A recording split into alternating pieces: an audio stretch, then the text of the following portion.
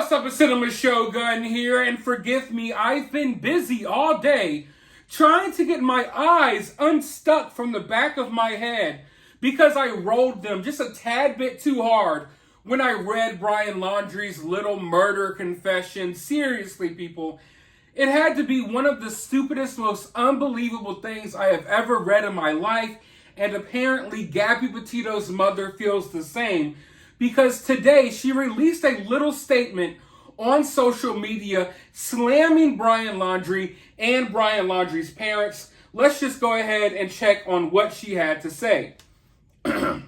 Narcissist, rewrite history to escape accountability. You are not crazy. And that's right, folks.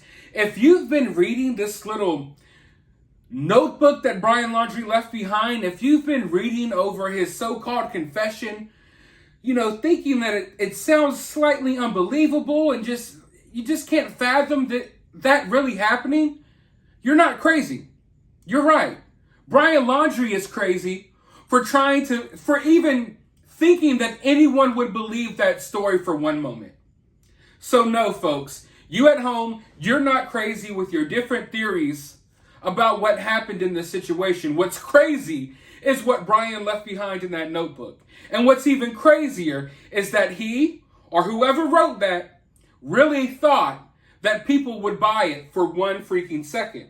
Now, on this post, she also said that she was fed up. And she had a few hashtags that she added to this post. Hashtag narcissist. We've all been saying it since day one that Brian Laundrie was a narcissist. And you know what? I kind of strayed away from that a little bit because we don't really know Brian Laundrie. But after reading this confession, I mean, we really can't call it a confession, but we'll call it a confession for the sake of time. Reading this little confession that he left behind in his notebook, it really solidified the fact that he was a narcissist. If he did write it. I am not convinced he did. I am really up in the air about who wrote this, and I'm going to give it some time because there's going to be more evidence to come out in days to come, and then I'll give you all my solid take on if I believe Brian really wrote this or not. Right now, I think it's a 50-50. Either Brian wrote it or his mom wrote it. I don't know which one, but I think we may find out soon. Now, she also left the hashtag, the truth will be revealed. And fingers crossed that it does. She also left the hashtag selfish. Because what Brian did was selfish. It was a selfish act to take Gabby's life.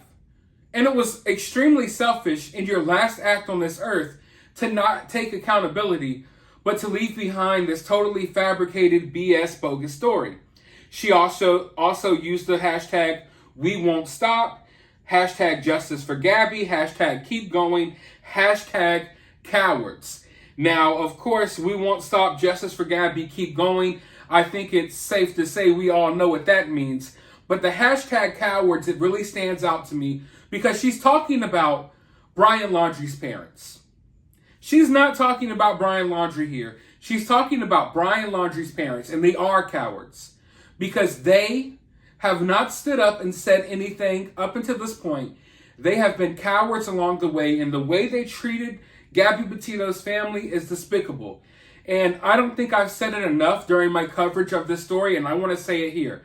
Shout out to Gabby Petito's parents because they handled this situation in the most classy way I could think imaginable.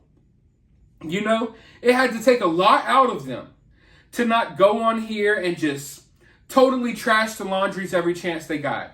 They've been as respectful as possible. And honestly, Christopher Laundrie is lucky that he hasn't gotten his snot box rocked by Gabby Petito's father.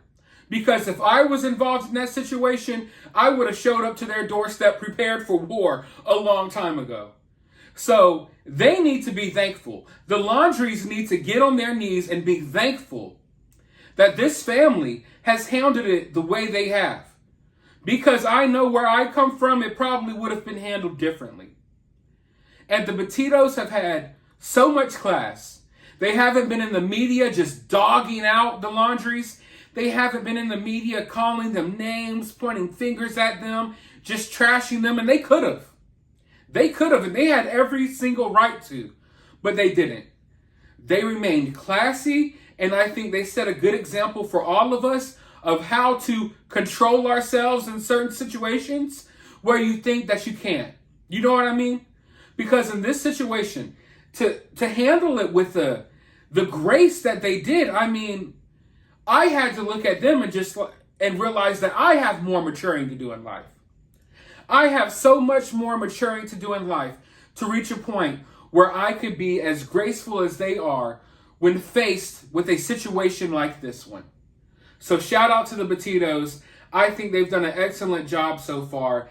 And I just can't imagine how tough this is on them and how hard it's been to remain this calm, cool, collected, and just graceful throughout this whole entire situation. So finally, Nicole Schmidt is fed up. You know, and I get it. She didn't even say as much as she could have said here. But I think what she said was enough.